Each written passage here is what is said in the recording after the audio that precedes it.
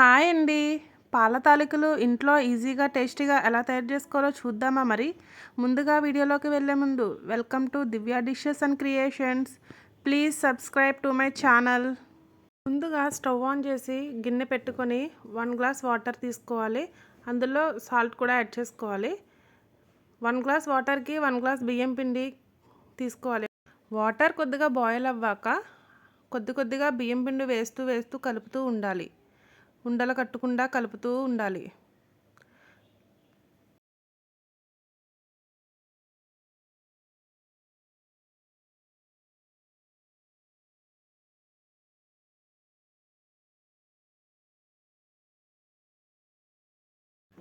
పిండి మిశ్రమాన్ని పిండి ముద్దలాగా చేసి పెట్టుకోవాలి. తరువాత మరొక గిన్నెలో 1 కప్ బియ్యం పిండికి 1 కప్ బెల్లం కూడా తీసుకోవాలి. బియ్యం పిండి అయితే ఏ క్వాంటిటీ తీసుకున్నామో బెల్లం కూడా సేమ్ క్వాంటిటీ తీసుకోవాలి సమానంగా.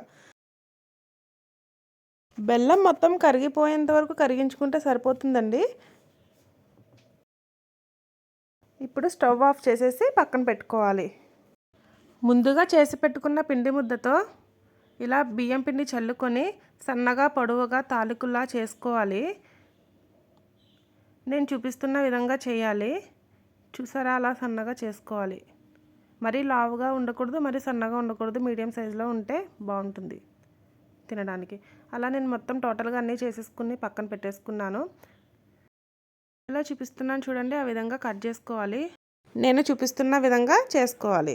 ఇప్పుడు మరొక గిన్నెలో 1/2 లీటర్ పాలు యాడ్ చేసుకొని అవి పొంగు వచ్చేంత వరకు మరిగించుకోవాలి. పొంగు రావడం స్టార్ట్ అయినాయి కదండి.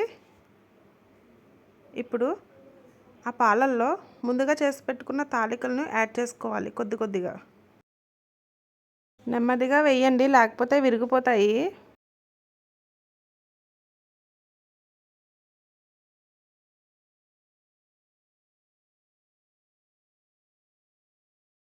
ఇప్పుడు గరిటె పెట్టి స్లోగా కలుపుతూ ఉండాలి.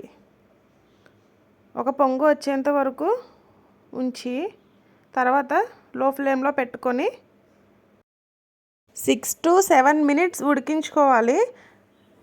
తర్వాత 1 స్పూన్ బియ్యం పిండిలో కొద్దిగా వాటర్ యాడ్ చేసుకొని అందులో వేస్తూ కలపాలి. డైరెక్ట్గా బియ్యం పిండి యాడ్ చేసేసుకుంటే ఉండలు కట్టేస్తుందండి, గుర్తుంచుకోండి. స్లోగా కలుపుతూ ఉండాలి. తర్వాత ముందుగా కరిగించి పెట్టుకున్న బెల్లం పాకంని అందులో యాడ్ చేసుకుంటూ కలుపుతూ ఉండాలి.